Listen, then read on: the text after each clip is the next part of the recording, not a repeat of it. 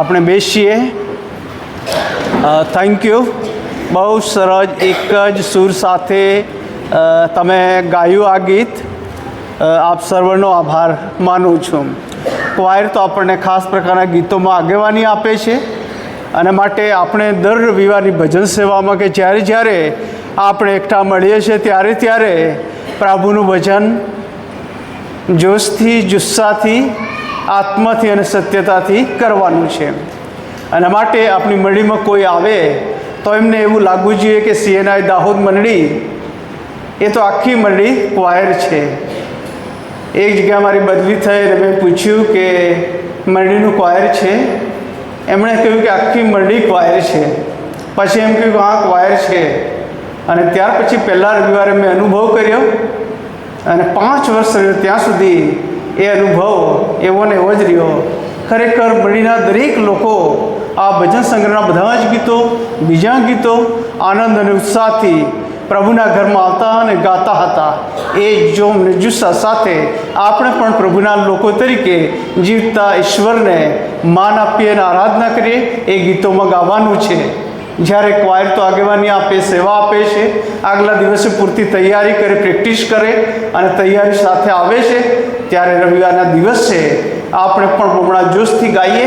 આજુબાજુનું આખું જે વાતાવરણ, આખો જે વિસ્તાર છે સ્તુતિ આરાધનાથી ગુંજવો જોઈએ. Thank you. આભાર. પ્રાર્થનામાં જોડાઈએ. ઈશ્વરના વચન તરફ આપણે જઈએ. પ્રભુ વચન તમારું છે અને વચનના લેખક પવિત્ર આત્મા દેવ, તમારા વચનની મારફતે તમે અનેક જીવનોમાં કામ કરો છો. આજે સવારે અમે જેવા છે તેવા તમારી પાસે આવીએ. તમારા વચનો મેં શીખીએ, સમજીએ અને ગ્રહણ કરીએ એવું હૃદય અને મન અમને આપજો. આજે સવારે દરેકને એ માટે તમે સાંભળતા કાન આપો, ગ્રહણ કરતું હૃદય, મન પ્રભુ તમે આપજો. જ્યાં જ્યાં તમારું વચન આવી રહ્યું છે એ દરેક જગ્યાઓને પ્રભુ પવિત્ર આત્મા દેવ તમે ભીંજો, આશીર્વાદિત કરજો. પ્રભુ ઈસુના નામમાં મારી પ્રાર્થના સાંભળી સ્વીકાર કરો. આમેન. 5 તારીખથી લેન્ટ સમગ્ર વિશ્વને માટે શરૂ થઈ રહ્યું છે અને દિશામાં સમગ્ર વિશ્વની સાથે આપણી મળીને ઘણા બધા ભાઈ બહેનો પ્રાર્થના, ઉપવાસ, પ્રભુનું વચન અને પોતાની વ્યક્તિગત આત્મિક જીવનની યાત્રાને વધુ મજબૂત કરશે. અને દિશામાં તમે પણ જે તૈયારી કરી અને કરી રહ્યા છો, આપ સર્વને શુભેચ્છા, અભિનંદન પાઠવું છું. એ સાથે જાહેરાતમાં કહેવામાં આવ્યું તે પ્રમાણે આ ખાસ પ્રકારના દિવસોની પ્રાર્થના સંગત છે. એટલો સમય તમે કાઢજો, પ્રાર્થનામાં આવશો. 26 તારીખે જુવાનોનો વન ડે યુથ રિટ્રીટ હતી, કેમ્પ હતો અને પ્રભુના સેવકે છેલ્લા સેશનમાં 10 વાતો કહી. અમને એક બાબત એમ કહી હતી કે પ્રાર્થના.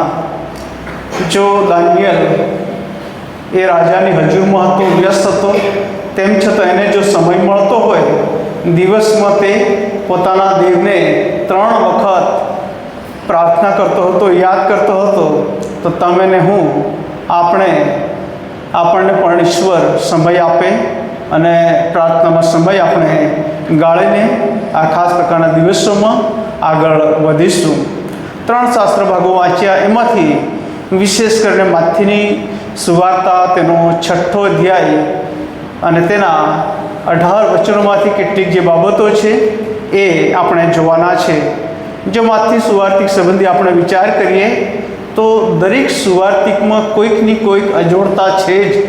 જો માથી સુવાર્તિક સંબંધી આપણે વિચાર કરીએ ત્યારે વંશાવળીથી શરૂ કરે છે પુસ્તક, પ્રભુ ઈસુ ખ્રિસ્તની વંશાવળી. એ સાથે તમે એના સંબંધી આગળ વધીને જુઓ તો 13મો અધ્યાય એ 7 ઉદાહરણો આપવામાં આવ્યા છે. બધા જ ઉદાહરણોનો અભ્યાસ છે. 26મો અધ્યાય તમે તપાસો ત્યારે સૌથી મોટો અધ્યાય તરીકે આપણને જોવા મળે છે 75 કલમ. એ સાથે સાથે સુવાર્તામાં સૌથી વધારે અધ્યાય એટલે કે 28 અધ્યાય માથીની સુવાર્તામાં મળે છે. જો નવા કરારની વાત કરીએ તો પ્રેરિતોના કૃત્યોને બાદ કરતાં પ્રેરિતોના કૃત્યોમાં 28 અધ્યાય છે અને માથીની સુવાર્તામાં પણ 28 અધ્યાય છે. ત્યાંથી જો આપણે આગળ વધીએ તો 28મું અધ્યાયનું છેલ્લું વચન અથવા છેલ્લી લાઈન બહુ અગત્યની, મહત્ત્વની છે, જે આપણને હિંમત આપે, ખાતરી આપે, આત્મવિશ્વાસથી ભરે અને એમ કહે છે, જગતના અંત સુધી હું સર્વકાળ તમારી સાથે છું. I am always the end of the world. હું જગતના અંત સુધી સર્વકાળ તમારી સાથે છું. અદ્ભુત ખાતરીદાયક જે વચન છે એ આ વચન મૂકીને સુવાર્તિક આ સુવાર્તા બંધ કરે છે. ઈશ્વરનો આભાર માનીએ છીએ. માથીની સુવાર્તામાં ઘણી બધી અજોડતા આપણને જોવા મળે છે. પહેલાં અધ્યાયનો આપણે અભ્યાસ કરીએ છીએ ત્યારે વંશાવળીથી શરૂ થાય 17 કલમ સુધી, ત્યાર પછી 18થી 25 સુધી જોઈએ. પ્રભુ ઈસુ ખ્રિસ્તના જન્મની વાત આવે, બીજા અધ્યાયમાં માંદગીઓની વાત આવે, ત્રીજા અધ્યાયમાં યોહન બાપ્તિસ્માની વાત આવે, ચોથા અધ્યાયમાં ઈસુનું પરીક્ષણ 13 વચનો સુધી આવે, 11 વચનો સુધી, અને 12મા વચનથી પ્રભુ ઈસુ ખ્રિસ્તની ઉપદેશની સેવા શરૂ થાય છે. પ્રભુ ઈસુ ખ્રિસ્તની પ્રીચિંગ મિનિસ્ટ્રી શરૂ થાય છે. ત્યાર પછી પ્રભુ ઈસુ ખ્રિસ્ત પોતાના શિષ્યોને પસંદ કરે છે, તેડે છે. 18મા વચનથી 22મા વચન સુધી અને 23મા વચનથી ફરી પ્રભુ ઈસુ ખ્રિસ્ત એક બીજી સેવાની શરૂઆત કરે છે, સાજાપણાની, હિલિંગ મિનિસ્ટ્રી, પ્રીચિંગ, હિલિંગ, અને ત્યાર પછી 5, 6 અને 7 ટીચિંગ મિનિસ્ટ્રીની શરૂઆત પ્રભુ ઈસુ ખ્રિસ્ત કરે છે. શિક્ષણની સેવાની શરૂઆત કરે છે, જેને તમે ને હું ધન્યતા વચનો કહીએ છીએ અથવા તો ગિરી પ્રવચનો પણ આપણે કહીએ છીએ. અને જો આપણે આ ગિરી પ્રવચનો સંબંધી અભ્યાસ કરીએ છીએ ત્યારે રોજે રોજ આપણે અભ્યાસ કરવો જોઈએ, કેમ કે આ ગિરી પ્રવચનોના જે વચનો છે રોજે રોજ આપણા જીવનમાં એક યા બીજી રીતે આપણને મદદરૂપ બનતા હોય છે. 3 જ અધ્યાય છે, તમે જોઈ શકશો. એમાં કેટલી કલમ છે જોવાનોને ખબર હશે. પહેલી જ બાઇબલ સ્ટડીમાં મેં કીધું હતું, ગિરી પ્રવચનોમાં 111 બહુ સરળતાથી ખબર પડી જાય એટલી જ કલમો, 111 કલમો. અને જો 5મો અધ્યાય આપણે જોઈએ છે ત્યારે ત્યાં આપણને ચડતા ક્રમમાંથી ઉતરતા ક્રમ તરફ એ કલમો આપણને મળે છે. અને એમ કરીને આ જે ગિરી પ્રવચન છે તે જમાનાના માટે, ત્યાર પછીના સમયને માટે અને આપણા માટે ખૂબ જ મહત્ત્વનું અને અગત્યનું છે. એના માટે પ્રભુની સ્તુતિ કરીએ છીએ. એ સાથે સાથે બીજા ઘણા બધા અધ્યાયો કે જે બીજી સુવાર્તામાં આપણને મળતા નથી. જો તમે 23મો અધ્યાયનો અભ્યાસ કરો ત્યાં વારંવાર એક શબ્દ રિપીટ થાય છે, શાસ્ત્રીઓ, ઢોંગીઓ ને અફસોસ, અફસોસ, અફસોસ, આખો અધ્યાય.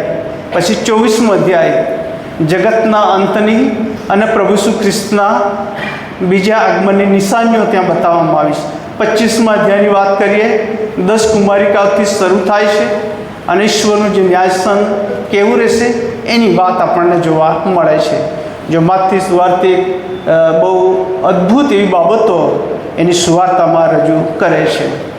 અને આજે સવારે માથી 6:1-18 જે વચનો આપણે વાંચ્યા એમાંથી કેટલીક બાબતો જોઈશું અને પહેલી કલમને ધ્યાનમાં રાખીને એ બધી જ બાબતો આપણે જોવાના છે.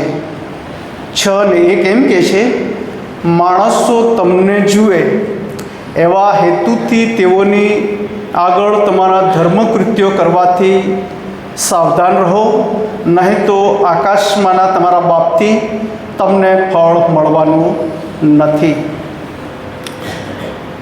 આ જે વચન છે પ્રભુ ઈસુ ખ્રિસ્ત એવા લોકોને માટે કહી રહ્યા હતા કે જેઓ બાહ્ય ધાર્મિકતાનું દોડ કરીને જીવન જીવે છે.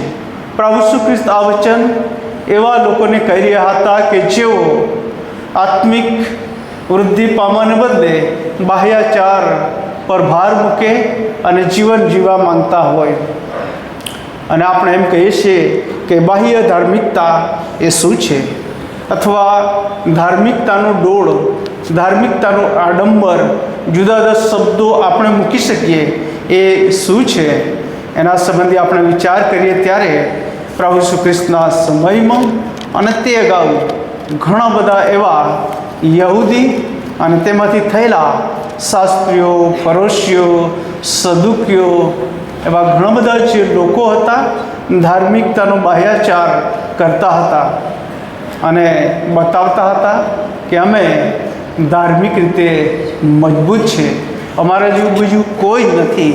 અને માટે પ્રભુ ઈસુ ખ્રિસ્ત આ વચન ટાંકે છે અને વચનના અનુસંધાનમાં બાકીનું શિક્ષણ રજૂ કરે છે. તમારા ધાર્મિક કૃત્યોથી સાવધાન, માણસો જુએ એવા હેતુથી તમે જે કંઈ કરો છો એનાથી સાવધાન, એમ પ્રભુ ઈસુ ખ્રિસ્ત કહે છે. ધાર્મિક કૃત્યો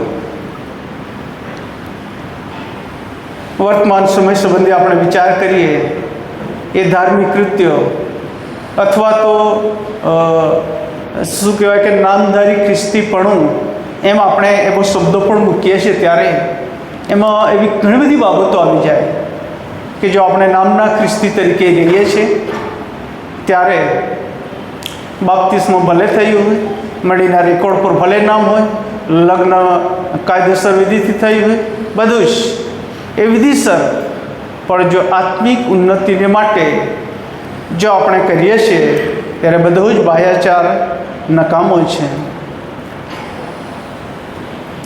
યહૂદીઓ જે કરતા હતા એમાં કેટલીક લિસ્ટ મેં તૈયાર કર્યું અને મૂક્યું છે. યહૂદીઓ એવું કરતા હતા કે તેઓ દાન ધર્મ કરતા હતા, ઉપવાસ કરતા હતા, પ્રાર્થના કરતા હતા, પછી દશાંશમાં માનતા હતા અને શિક્ષણ આપતા હતા. વડીલોને એક એવો સંપ્રદાય જે ગયા રવિવારે એ શાસ્ત્ર ભાગ આપણે ઓલરેડી વાંચી ગયા છે, માર્ક 7, એટલે એમાંથી બહુ ડિટેલમાં નથી કહેતો. વડીલોનો સંપ્રદાય એ પાળવાને માટે લોકોને જણાવતા અને કહેતા, અને લગભગ 666 જેટલા બીજા ઘણા બધા પેટા નિયમો બનાવી દેવામાં આવ્યા હતા અને લોકોને એનું પાલન કરવાને માટે ફરજ પાડતા હતા. અને આ વડીલોના સંપ્રદાયની અંદર એવું હતું કે કોઈ વ્યક્તિ આવે અને હાથ ધોઈને એને જમવાનું બેસવાનું હોય. એની પાછળનો યહૂદીઓનો આશય એ જ હતો કે જ્યારે બહાર તેઓ ગયા છે, કોઈકની સાથે મળ્યા અને અશુદ્ધ થઈ ગયા, અબડાઈ ગયા, અને કોઈકને ત્યાં ઘરે આવે છે, જમવા બેસે છે, ત્યારે તેઓ હાથ ધુએ અને હવે એવું માને કે હવે અમે શુદ્ધ થઈ ગયા. આ દોષ અમારા પર નથી. પ્રભુ ઈસુ ખ્રિસ્તને વધસ્તંભે જડવાનો આદેશ પિલાત આપે છે ત્યારે પિલાત પણ પોતે એ હાથ ધોઈ નાખે છે. તમારું રક્ત તમારા માથે, એવા શબ્દો આપણે જોઈએ છે. ઘણું બધું કદાચ કહી શકીએ. એનાથી જો આગળ જઈએ તો માર્કની સુવાર્તા એ 7મા અધ્યાયમાં બીજા ઘણા બધા શબ્દો મૂકવામાં આવ્યા છે. યહૂદીઓ પોતાની ગાગરો, એ સાથે સાથે પોતાના ખાટલા અને પોતાના જે તાંબાના વાસણો હતા અને વાટકા હતા એ બધાને શું કહે કે શુદ્ધ થાય એ માટે તેઓને ધોતા અને કાળજી રાખતા હતા. શુદ્ધતા માટે બધું જરૂરી છે અથવા સ્વસ્થતા માટે બધું જરૂરી છે, પણ અભડાયું છે અને હવે એને સારું કરવાને માટે આ ક્રિયા કરવી એ અયોગ્ય છે. કેમ કે તમે ને હું દુષ્ટ વિચારો, દુષ્ટ આચરણોથી ભરેલા હોય, પરંતુ બાહ્યાચાર અથવા દેખાવ ચોખ્ખો હોય એનો કોઈ અર્થ રહેતો નથી. અને માટે આ જે યહૂદી લોકો હતા, બાહ્યાચારમાં માનતા હતા, સુન્નતની વિધિનો કરાર પણ તેઓ કરાવતા અને ભાર મૂકતા હતા. ખ્રિસ્તી મંડળી અથવા ક્રિશ્ચિયાનિટી એમ કહે છે ત્યારે ઘણી બધી વખત બાહ્યાચાર પર ભાર મૂકે. ચર્ચમાં જઈ આવું, પાછા આવી જવું, બીજા રવિવારે બાઇબલ લઈને જઈ આવું, પાછા આવું, આ ક્રિયા આપણે કરતા હોઈએ છીએ. પણ આત્મિક જીવનની યાત્રામાં આત્મિક વૃદ્ધિ પામવી હોય તો આ પૂરતું નથી. અને માટે પ્રભુ ઈસુ ખ્રિસ્ત યહૂદીઓ, શાસ્ત્રીઓ અને ફરીસીઓને શું ન કરવું અને શું કરવું જોઈએ એનું શિક્ષણ આપે છે. 2 થી 4 વચનોમાં દાન ધર્મની વાત કહે છે અને એમ કહે છે કે માટે જ્યારે તું દાન ધર્મ કરે ત્યારે જેમ ડુંગીઓ સભાસ્થાનોમાં તથા રસ્તાઓમાં માણસોથી વખાણ પામવાને કરે છે, તેમ તું પોતાની આગળ રણશીંગડું ન વગાડ. હું તમને ખચિત કહું છું કે તેઓ પોતાનો બદલો પામી ચૂક્યા છે. ચેતવણી આપવામાં આવી છે. દાન ધર્મ કરો છો ત્યારે તમે બતાવવાને માટે નહીં, દેખાદેખીને માટે નહીં. જો કોઈ 10 રૂપિયા આપે છે તો હું 100 રૂપિયા આપું, કોઈ 100 રૂપિયા આપે છે તો હું 1000 આપું. ના, આવા પ્રકારની વૃત્તિને માટે પ્રભુનું વચન ને પ્રભુ આપણને ના પાડે છે. આવી ખોટી પ્રવૃત્તિથી સાવધ રહો. જાણે અજાણે આવા પ્રકારના પરીક્ષણમાં આપણે ખ્રિસ્તી લોકો આવતા હોઈએ છીએ. જાહેર મિટિંગો હોય, જાહેર દાનની શું કહેવાય કે જાહેરાત થતી હોય, કોઈ કે 1000 આપ્યા તો કે હા હું એનાથી થોડું આગળ આપું, કે હું 11 આપું. કોઈ કેમ કે આને 11 આપ્યા તો હું 21 આપું, કોઈ કે આને 21 આપ્યા તો હું 22 આપું. આપો, હૃદય મનથી આપજો, એનો બદલો ઈશ્વર આપશે જ. પરંતુ ઘણી બધી વખત આ પરીક્ષણમાં આપણે પડી જતા હોઈએ છીએ. એનાથી આપણે સચેત થવાનું છે, સાવધાન રહેવાનું છે. કેમ કે આવા દાન ધર્મોથી અથવા આવા વલણોથી ઈશ્વર પ્રસન્ન થતા નથી. અને ત્રીજું વચન કહે છે કેવી રીતે આપવું તે. તું જ્યારે દાન ધર્મ કરે ત્યારે જે તારો જમણો હાથ કરે તે તારો ડાબો હાથ ન જાણે, એ માટે કે તારા દાન ધર્મ ગુપ્તમાં થાય અને ગુપ્તમાં છુનાર તારો બાપ તને તેનો બદલો આપશે. ડાબો અને જમણો હાથ એક જ એ અવયવ સાથે જોડાયેલા. કહેવાનો અર્થ જે તારી ડાબી બાજુ હોય એને જમણી બાજુની વ્યક્તિને પણ ખબર ન પડે, અથવા એ બાહ્યાચાર કે દેખાવથી એ પણ આપવાની વાત આવતી નથી. હમણાં જ મતદાર યાદી, આખર મતદાર યાદી આપણી મંડળીને આપણે જાણીએ છીએ, જોઈએ છીએ, નોટિસ બોર્ડ પર મૂકવામાં આવેલી છે. 763 આખર મતદાર યાદીમાં સભ્યો છે. અને એ પ્રમાણે જો જોઈએ ને આપણી મંડળી એનો પૂર્ણ સભાસદ તરીકે આપવાની જો વાત કરીએ તો દરેક વ્યક્તિ અથવા દરેક પૂર્ણ સભ્ય 3% આપે. 10%ની વાત તો આપણે દૂર કરીએ, અમુક મિત્રો આપે જ છે, પ્રભુનો આભાર માનીએ, સ્તુતિ કરીએ. પણ જો 3% આપણે આપીએ તો આપણી મંડળીનું ચિત્ર અને ધોરણ અને સેવા કંઈક અલગ જ હોય છે. અને આ જ રીતે આપણી મંડળીને એમ નહીં, આપણે આપણી મંડળીના માટે આપણી મંડળીની વાત કરીએ છીએ, પણ ડાયોસિસના હદમાંની બધી મંડળીઓ સંબંધી આપણે વિચાર કરીએ, આવું ચિત્ર કંઈક આપણને જોવા મળતું હોય છે. પૂર્ણ સભ્યો હોય એના કરતાં 3%ની જ્યારે વાત આવે ત્યારે 100% એ 763 સભ્યો 3%માં પણ આવી શકતા નથી. એ દુઃખની વાત. દાન ધર્મ, તમે ને હું જે દાન આપીએ છીએ, આપવાની જે રીત છે એ ચોક્કસ હેતુને માટે છે. અને માટે બાઇબલ તરફ જ્યારે આપણે દૃષ્ટિ કરીએ, ઘણા બધા એવા શાસ્ત્ર ભાગો, વ્યક્તિઓ અને પાત્રો આપણને જોવા મળે છે. માર્ક 12:41-44, વિધવાની પાસે 2 દમડી હતી, એ તેણે આપી. ઈસુએ જોયું અને એમ કહ્યું, સૌથી વધારે એણે આપ્યું. ઈશ્વર હૃદયો મનો જુએ છે, આપણા વલણો જુએ છે. આપણે કેટલું આપ્યું એના કરતાં કેવી રીતે આપ્યું એ ઈશ્વર જુએ છે. પ્રેરિતોના કૃત્યો 9 અને 36, ત્યાં એક બીજા બેનની વાત કરવામાં આવી છે. દોર્કસ રૂઢિકરણીઓ કરવામાં અને દાન ધર્મ કરવામાં આગળ પડતી હતી.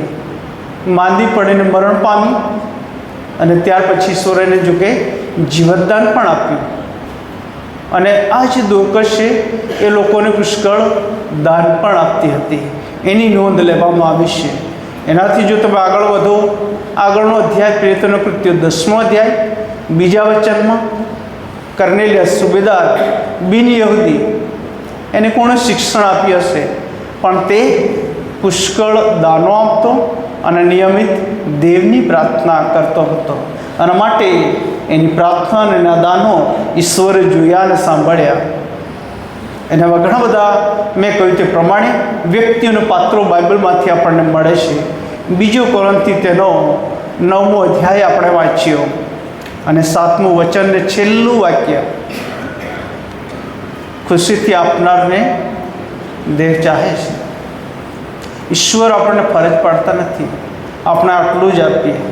હું ફરજ પાડી શકું, કમિટી ફરજ પાડી શકે, કોઈ વ્યક્તિ ફરજ પાડી શકે, પણ જ્યારે ઈશ્વરને આપણે જે કંઈ આપીએ છીએ ખરા ભાવથી, ખરા મનથી, ખરા પ્રેમથી, ત્યારે ઈશ્વર ખુશ થાય છે, પ્રસન્ન થાય છે.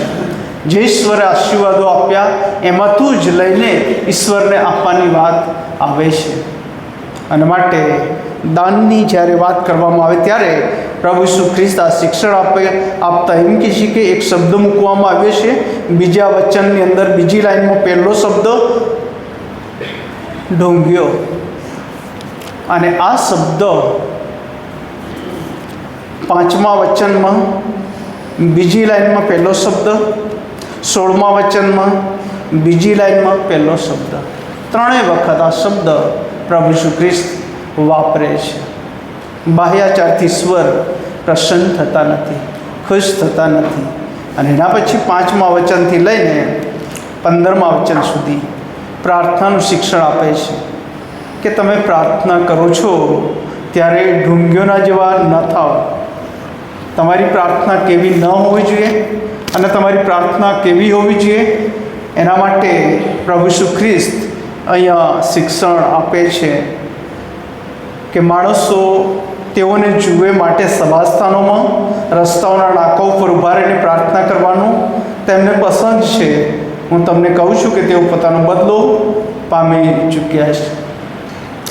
દેખાદેખી કોઈ જાય છે માટે હું જાઉં ના. પ્રાર્થના એક એવી બાબત છે કે જે આપની પ્રાર્થનાઓ મારફતે પરિસ્થિતિ બદલે છે. સમસ્ત વિશ્વને પ્રાર્થના સ્પર્શે છે. છત્તીસગઢના જે સમાચાર કેટલાક સમય પહેલાં વાયરલ થયા આપણે જાણીએ છીએ. મેં પ્રાર્થના કરી છે, તમે બધાએ પ્રાર્થના કરી હશો. આજે કદાચ ત્યાં જે મેસેજ વાયરલ કરવામાં આવ્યા હતા વિડીયો મારફતે, એવી પરિસ્થિતિ નથી.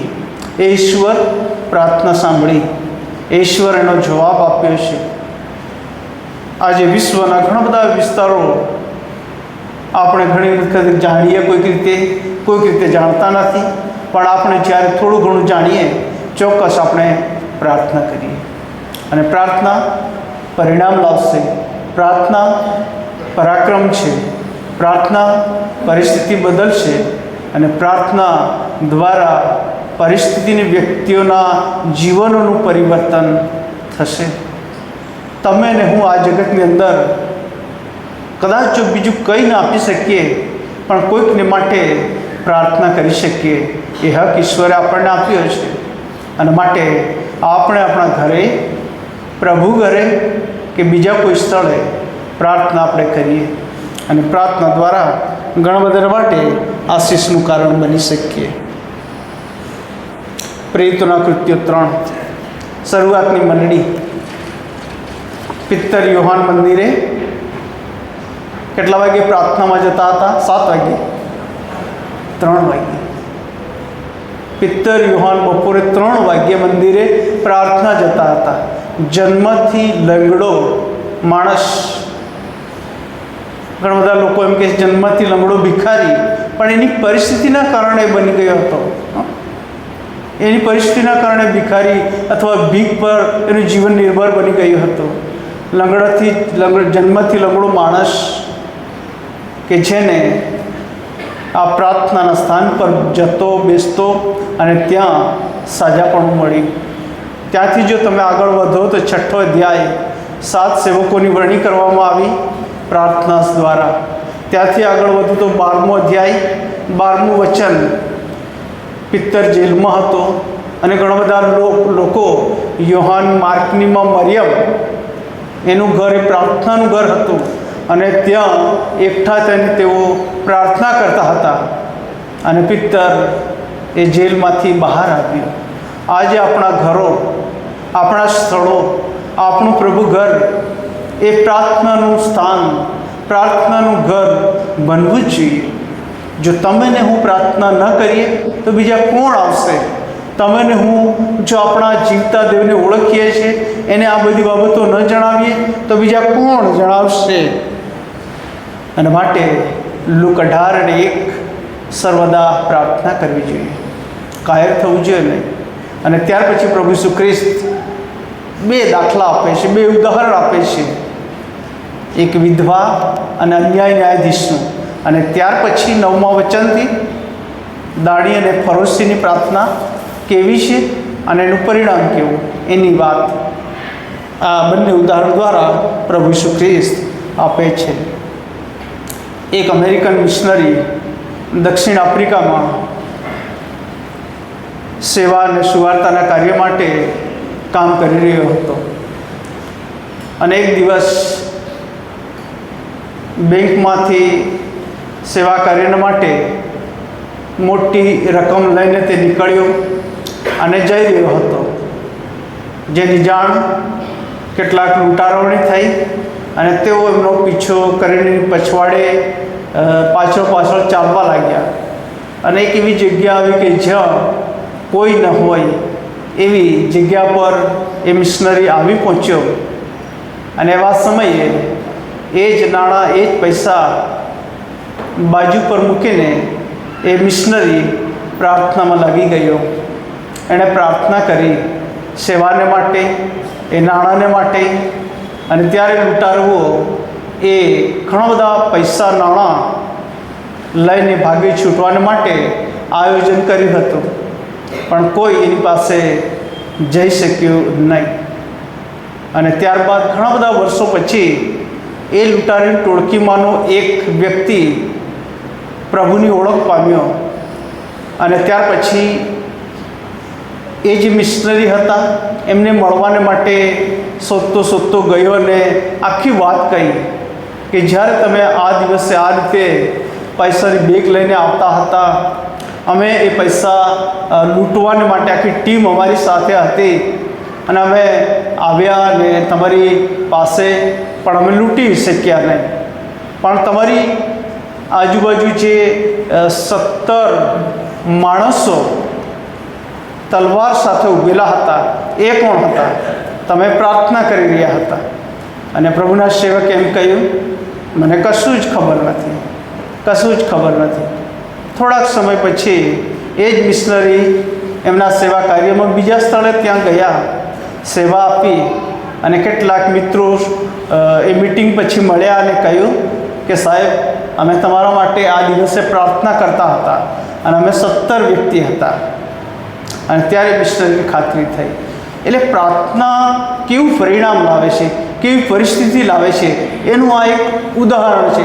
એવા ઘણા બધા અનુભવો આપણા રોજબરોજના જીવનમાં ઈશ્વર આપણે આગળ મૂકતા હોય છે. અને માટે આપણે સર્વદા પ્રાર્થના કરવી જોઈએ, પણ ઢોંગીઓના જેવા નહીં. અને માટે પ્રભુ ઈસુ ખ્રિસ્ત કહે છે, પણ જ્યારે તું પ્રાર્થના કરે 6:6માં, પણ જ્યારે તું પ્રાર્થના કરે ત્યારે તારી ઓરડીમાં બેસ ને તારું બારણું બંધ કરીને ગુપ્તમાંના તારા બાપની પ્રાર્થના કર, ને ગુપ્તમાં જોનાર તારો બાપ તને બદલો આપશે. આપણી જે પ્રાર્થનાઓ, આપણા હૃદય મનની જે લાગણીઓ, ઈચ્છાઓ અને આવેગો જો આપણે માણસોને કહીએ એના કરતાં જો ઈશ્વરને કહીએ તો ઈશ્વર ચોક્કસ જવાબ આપશે. અને માટે ગીત કરતા એમ કહે છે, ગીત 145 અને 18માં એમ કહે છે, જેઓ ખરા ભાવથી તેને વિનંતી કરે છે તે સર્વની પાસે ઈશ્વર છે. ખરા ભાવથી, અને ખરા ભાવથી આપણે આપણા દેવને વિનંતી કરીએ, પ્રાર્થના કરીએ, બાહ્યાચારની રીતે નહીં. દાન ધર્મની વાત આવી અથવા દાન સેવાની વાત આવી, બીજી વાત પ્રાર્થનાની. અને ત્યારબાદ પ્રભુ ઈસુ ખ્રિસ્ત પ્રાર્થના શીખવે છે 9મા વચનથી 15મા વચનમાં. ઓ આકાશમાંના મારા બાપ. ક્યારેક એ પ્રાર્થના સંબંધી શિક્ષણ આપણે જોઈશું. હું સંદેશો લાવીશ, અત્યારે ભાગને ઉપડતો મૂકું છું. અને પ્રાર્થના આપણે ભજન સેવાના અંત ભાગમાં બોલીએ છીએ, સમસ્વિસ્તો પણ બોલે છે. એ પ્રાર્થનાના જુદા જુદા પ્રકાર છે અને કેટલી ફળદાયી પ્રાર્થના છે એ ક્યારેક આપણે જોઈશું. સીધા જ આપણે 16મા વચનથી 18મા વચન તરફ જઈએ. ત્રીજી વાત, પ્રભુ ઈસુ ખ્રિસ્ત એમ કહે છે કે જ્યારે તમે ઉપવાસ કરો ત્યારે ઢોંગીઓની પેઠે લેવાઈ ગયેલા મોના ન થાઓ. ઉપવાસ, વ્યક્તિને એમ કે પ્રાર્થના કરો, પ્રાર્થના કરવી બધાને ગમે, પણ ઉપવાસ કરવો બધાને ન પણ ગમે. કોઈક જે ઉપવાસ કરે તો પછી એમ કે મારાથી તો રહેવાતું નથી, ખવાઈ જાય છે. બની શકે. અને આ 40 દિવસો દરમિયાન ઘણા બધા મિત્રો ઉપવાસમાં આગળ વધશે અને એમ કહે છે કે શરૂઆતના દિવસોમાં રહેવાય નહીં, પણ જેમ જેમ એ દિવસો પસાર થતા જાય તેમ તેમ એ ઉપવાસના દિવસો આશીર્વાદિત બનતા હોય છે. આપણે કદી કોઈને એવું ન પૂછીએ કે તમે કેટલા ઉપવાસ કર્યા, તમે કેટલું દાન આપ્યું, તમે કેટલી પ્રાર્થના કરી, પણ એના બદલે આપણે એમ પૂછીએ તમે કેટલી વાર ચર્ચમાં જાઓ છો, તમે કેટલાને ચર્ચમાં લઈને આવો છો, તમે કેટલાને સુવાર્તા આપી. આવું આપણે કહી શકીએ. આત્મ તપાસની વ્યક્તિગત બાબતો છે ઉપવાસ, દાન અને પ્રાર્થના. એ અંગત આપણા જીવનને વધુ દ્રઢ અને મજબૂત બનાવે છે. માટે જ્યારે આપણે ઉપવાસ કરીએ છીએ ત્યારે આપણો ઉપવાસ કેવો હોવો જોઈએ, કેવો ન હોવો જોઈએ, એના માટે આપણે શાસ્ત્ર ભાગ વાંચ્યો. યશાયા 58 આખો અધ્યાય આપણે વાંચ્યો. અને માટે પ્રભુના જે લોકો છે, યાકૂબના જે સંતાનો છે, એમને એમના પાપ, એમના અપરાધો એમને જણાવો, એમ કરીને યશાયા પ્રબોધકનું મુખ ઈશ્વર બને છે, જેની નોંધ અહીંયા કરે છે. 3, 4 અને 5 કલમમાં ઉપવાસ કેવો ન હોવો જોઈએ એનું વર્ણન છે, અને 6 અને 7મી કલમમાં સાચો ઉપવાસ કેવો હોવો જોઈએ એની વાત યશાયા નોંધે છે. અને માટે ત્રીજું વચન એમ કહે છે, તેઓ કહે છે કે અમે ઉપવાસ કર્યો છે ને તે જોયું નથી. એમ કેમ? અમે અમારા આત્માને દુઃખી કર્યો છે ને તે તું કેમ ધ્યાનમાં લેતો નથી?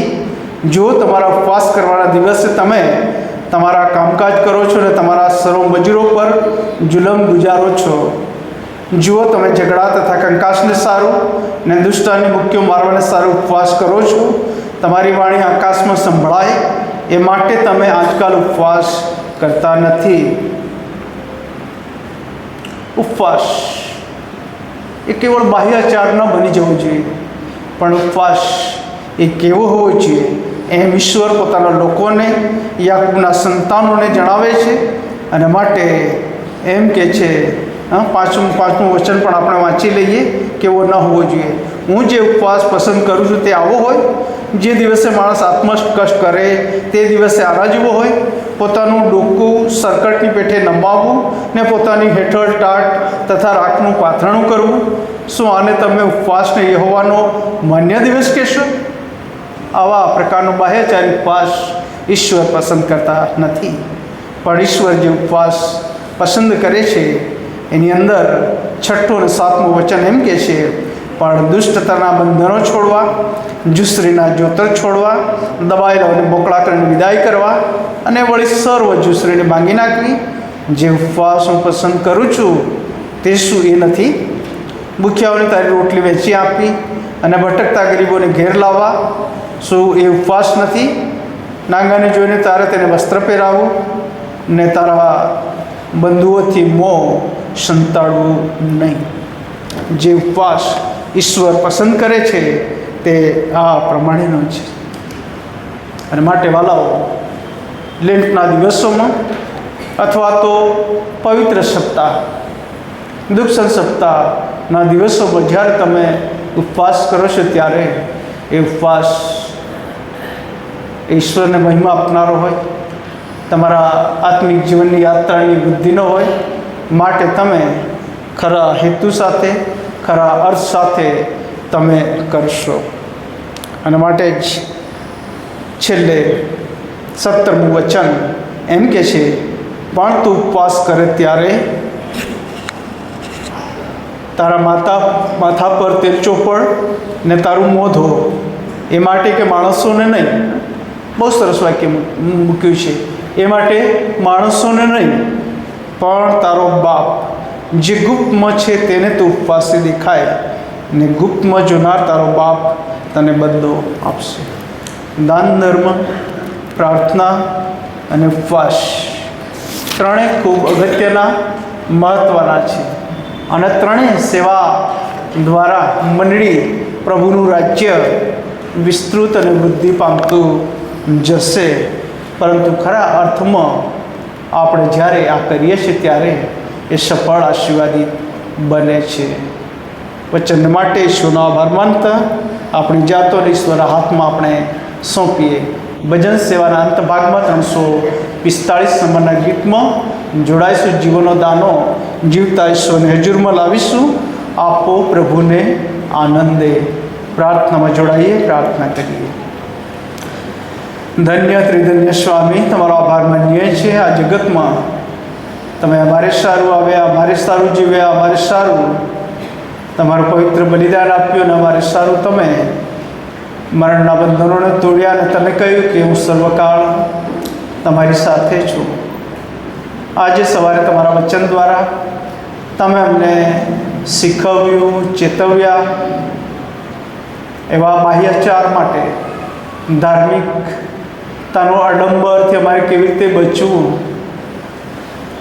અમારા દાનો, અમારો પ્રાર્થના અને અમારો ઉપવાસ કેવો હોવો જોઈએ અને બીજા અમારા સેવા કાર્યો કેવા હોવા જોઈએ તે તમે અમને સમજાવ્યું છે, શીખવ્યું છે. માટે આભાર માનીએ છીએ. એ માટે પવિત્ર ઈશ્વર, અમે તમને મહિમા આપતા, તમને પસંદ પડે એવું અર્પણ કરીને એવી સેવા તરફ આગળ વધી શકીએ એવું તમે થવા દેજો. પ્રભુ ઈસુના નામમાં મારી પ્રાર્થના સાંભળી સ્વીકાર કરો. આમેન. 345 નંબરના ગીતમાં જોડાઈશું. જીવનનો દાન જીવતા ઈશ્વરની હજુરમાં લાવીશું.